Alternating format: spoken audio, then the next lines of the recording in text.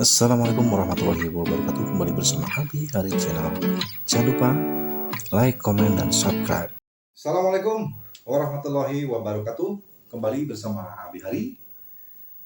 Video sebelumnya saya membahas tentang awal saya terkena GERD dan anxiety, juga ciri-ciri saya terkena GERD dan anxiety. Saya berjanji video kali ini saya akan sharing tentang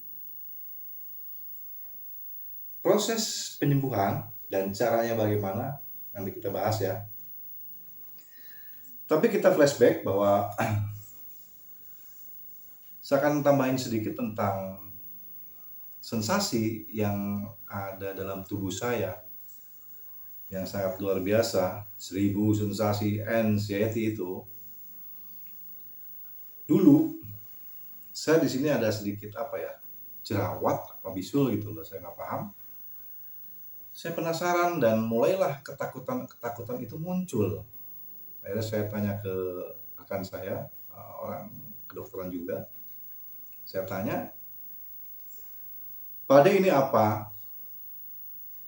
Teman saya bilang, "Apa itu mas, itu cuma jerawat atau bisul kecil, katanya nggak apa-apa kok." Itu ngobrol-ngobrol santai di luar gitu. Saya tanya lagi, "Pade ini apa?" Tetap pada dengan jawaban itu. Sampai 3 kali saya tanya begitu. Saya nggak yakin gitu dalam hati saya. Malah diketawain sama teman-teman saya. "Wadah, lu cuma takut lu ya, anxiety lu kambuh lah." Gitu. Saya penasaran, sehari 2 hari, kok ini masih sakit? Saya bilang, "Oh, kayak bisul itu kecil banget, kayak jerawat." Saya tanya lagi ke teman saya yang perawat gitu loh. Dan jawabannya pun sama gitu. Udah kasih olesin aja obat-obat yang beli di apotek, yang obat hitam itu loh. Saya pakai sembuh gitu loh. Dan ini anxiety saya tuh emang luar biasa. Takut barangkali saya ada apa-apa dengan ini. Nanti takut membesar, takut begini. Allah Akbar. Itu ketakutan yang benar-benar sensasi yang ada dalam tubuh saya gitu. Nah, sensasi yang secara pikiran ini sangat luar biasa bagi saya, ini rumit ya. Rumit, picik banget itu pemikiran saya itu loh. Dulu dan sampai saat ini, tapi sekarang agak mending gitu loh. Ya alhamdulillah agak mending gitu, walaupun tetap saya punya perasaan takut juga gitu loh. Saya tidak pernah mau duduk ketika naik mobil, tidak pernah mau duduk di depan. Tidak pernah mau saya. Serius, tidak pernah mau saya duduk di depan. Kenapa? Saya takut ada apa-apa, terus urusan dengan orang-orang. Nah, ini kan pemikirannya udah lucu gitu loh. Padahal nggak terjadi gitu loh. Saya takut, saya masih mending duduk di belakang. Itulah esensi. Sekarang pun kadang-kala juga, tapi kalau terpaksa sekali saya duduk di depan, itu zikirnya nggak habis-habis. Serius, zikir terus. Astagfirullahaladzim, bismillahirrahmanirrahim. Doa itu nggak habis-habis. Walaupun dari sini jaraknya antara nggak nyampe 10 kilo itu zikir itu. Itu maksudnya baiknya begitu loh. Akhirnya saya ikutan zikir gitu loh. Dalam hati saya itu zikir terus, ya Allah, mudah-mudahan selamat, tidak terjadi apa-apa dengan saya di jalan gitu. Itu luar biasa gitu. Akhirnya saya bingung. Dan ketika saya makan di luar dengan istri saya berdua, saat itu saya akan makan yamin kalau nggak salah. Makan yamin, kan nunggu tuh. Istri saya coba candid. Terus tunjukin ke hasilnya ke saya. Astagfirullahaladzim. Itu foto saya. Rambut saya tuh acak-acakan. Mata layu. Wajah kusam. Auranya gelap. Masya Allah, astagfirullahaladzim. Kok saya sampai sedemikian gitu. Ini anxiety itu. Karena di saat waktu di foto pun saya sedang dalam begini. Padahal mau makan enak gitu. Kesukaan saya yamin gitu. Itu.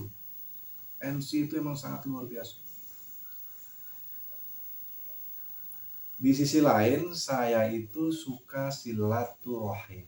Nah, ini mulai kita mengarah ke cara penyembuhan. Ini pun tanpa disadari, karena hobi saya itu silaturahim, tanpa disadari kok ketika saya berjumpa dengan rekan-rekan, teman-teman sekolah, teman-teman kerja, teman lingkungan komplek, lingkungan teman saya kecil, kalau saya bergaul, saya ngobrol itu kok hati saya tenang. Dan setelah pulang itu fresh, tidak ada rasa ketakutan. Akhirnya saya berpikir, apa ini caranya saya ketika saya silaturahim? Oh, akhirnya saya menyatakan bahwa ini penyembuhannya. Cara dan proses penyembuhannya silaturahim.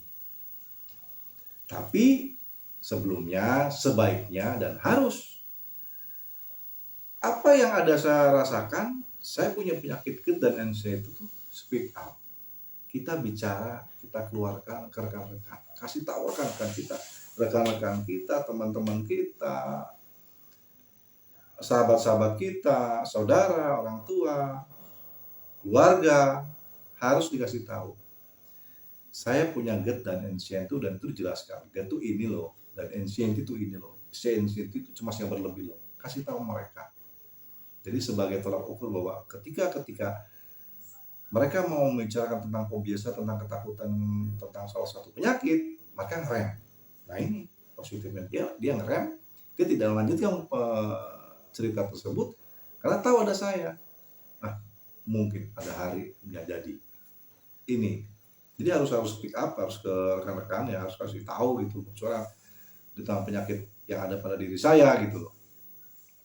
Dengan cara itu, ya jujur saya setiap malam hampir setelah jam 8 tuh nggak lama sih, bukan berarti saya begadang. Tiap malam saya keluar tuh bukan berarti saya begadang. Jam 8 sampai jam 9 jam 10 itu saya keluar. Kadang-kadang juga saya ditelepon sama rekan-rekan saya karena tahu tentang saya itu. Dan pulang dari situ pasti fresh, sangat fresh luar biasa, masya Allah. Akhirnya saya menemukan cara penyembuhan GERD dan anxiety. Pertolongan pertama gitu. Pertolongan pertama ketika saya kena GERD dan anxiety itu silaturahim. Dengan cara itu, insya Allah bablas gitu. Walaupun kalau kita saya salah makan tetap kambuh, tapi otomatis begitu saya kambuh saya keluar. Silaturahim pulang itu fresh. Beda dengan orang-orang yang sifatnya pemikiran-pemikiran yang sifat berpikirnya terlalu jauh. Ketika emang saya punya pemikiran-pemikiran tentang rumah tangga, tentang hal-hal yang lain, ribut atau apa, itu beda. Pusingnya itu beda. Cemas dan takutnya itu beda. Kalau kita kadang-kala rumah tangga itu udah pasti ada kisruh, kalau pulang dari situ silaturahim balik lagi ya, tetap aja gitu pusing gitu.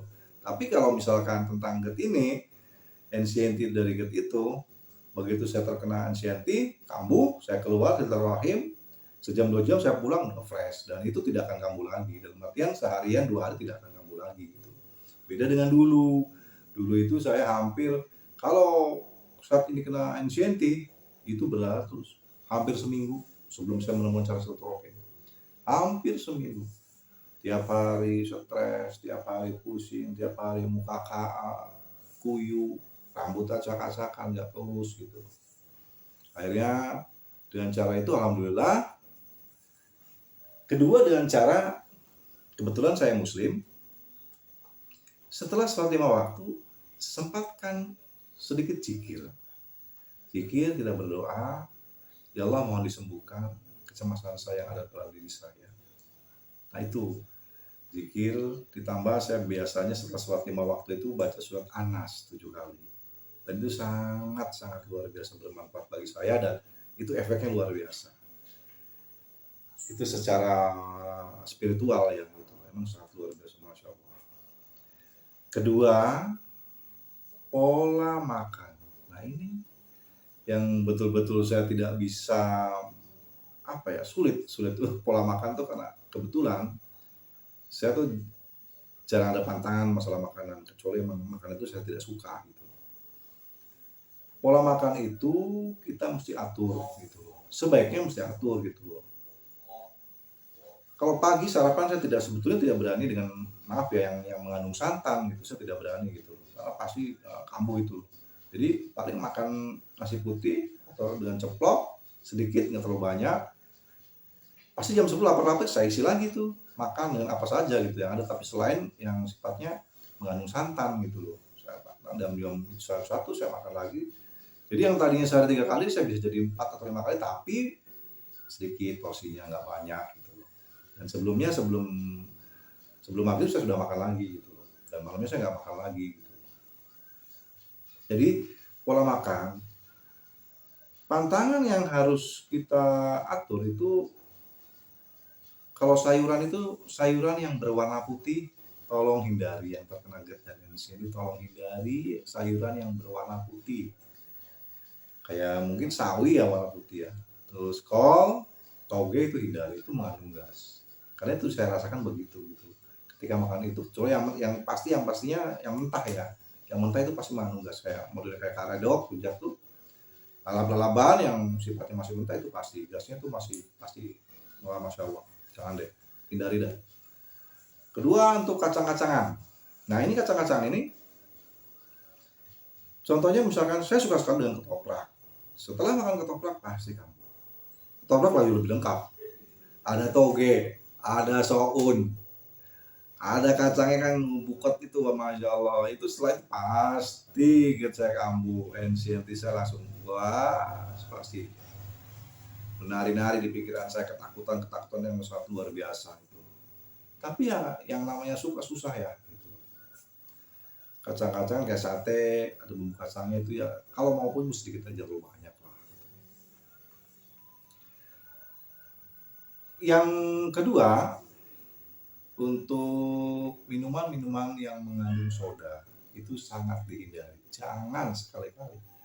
Yang bersoda itu waduh langsung wah perutnya nggak buka sasaan itu loh. Itu yang mengandung soda. Saya juga emang kebetulan nggak terlalu suka dengan minuman yang bersoda gitu. Kopi, nah tapi saya jujur aja kopi saya masih minum, tapi saya dengan cara saya sendiri, kopinya gulanya saya sedikit, tidak terlalu banyak. Katanya sih yang bikin kembung itu dari gula katanya. Tapi emang saya rasakan gitu setelah saya minum kopi pahit itu emang nggak terlalu bahasanya kambuh, kayak ketnya kambuh nggak gitu. Kecuali yang sifatnya mengandung susu, ABC susu, maksudnya maaf, kopi campur susu gitu loh. Nah itu udah pasti nggak bisa saya itu. Yang krim apa itu nggak bisa gitu. Tapi kalau kopi hitam murni, gulanya sedikit, itu saya rasa nggak terlalu bagi saya gitu, nggak ngaruh banget. Mungkin ada sebagian yang kalau yang kopi lain bisa, kok kopi ini dia kopi hitam dia langsung pahnya kambuh gitu, ansianya apa, GERD-nya kambuh itu. Tuh.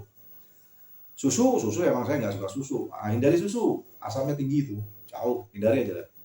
Hindari susu itu untuk minuman. Pola pikir sebaiknya juga diatur, yang bahasanya itu tadi pola pikir itu benar-benar luar biasa. Pola tidur. Nah, pola tidur itu sebaiknya itu saya sarankan di bawah jam 11 atau sebaiknya jam 10 lah. Karena Rasulullah juga menganjurkan tidur ya di bawah jam 10 gitu. Medis juga sama menganjurkan itu. Karena di saat saya begadang di atas tidur jam 1 itu pasti kan organ tubuh itu kan pasti saatnya istirahat tapi bekerja gitu, dipasang bekerja itu kadang-kala pagi itu asam naik ke tenggorokan, sikat gigi mual, nah itulah karena mungkin begadang gitu.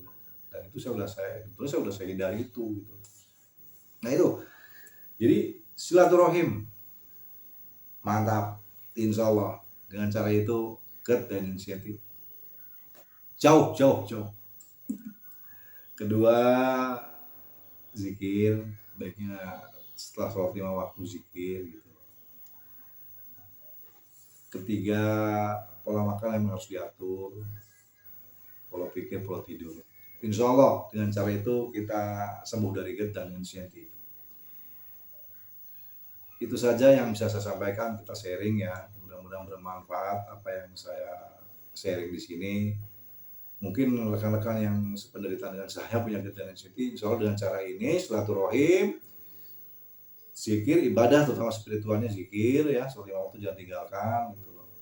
Pola makannya diatur, pola pikir diatur, pola tidur diatur. Insya Allah GERD dan insecurity sirna dengan sendirinya. Mari kita sama-sama berjuang untuk melawan GERD dan insecurity. Salam sehat, salam sejahtera. Assalamualaikum warahmatullahi wabarakatuh.